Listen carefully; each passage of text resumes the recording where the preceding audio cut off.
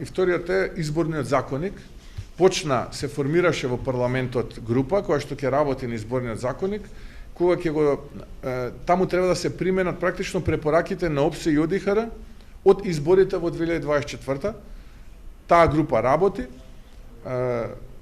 Координаторите на пратеничките групи се сретнаа со министерот за правда. Очекувам во јануари да имаме конечна верзија и таа верзија да почне да се усвојува. Така што другите чекори, сега да не ги набројувам, многу пати сум ги наброил, се веќе завршени. Тоа беа реформите, тоа беа чекорите кои што се дел од планот за раст заклучно со 30 јуни 25.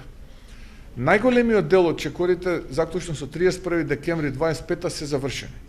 Останува уште мал дел и тие ќе бидат завршени во првите 3 месеци од оваа година и веќе влегуваме во ритам, односно во процес кога сме на време и чекорите кои што треба до 36-26 да ги завршиме, во најголем дел ќе ги завршиме. Очекувам повеќе од 85-90% да биде завршено, минус ова што свесно него завршуваме.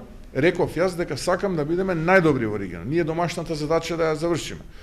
Акцијскиот план за малцинства го завршивме согласно препораките од Европската комисија. Нашиот источен сосед па има некакви забелешки. Никој нема, само тие има. Така што ние сето она кое што е наша домашна задача ќе го завршиме. Ако Европската комисија одлучи да биде жртва на билатерализација на овие процеси, тоа е нивна работа, тука ние не можеме.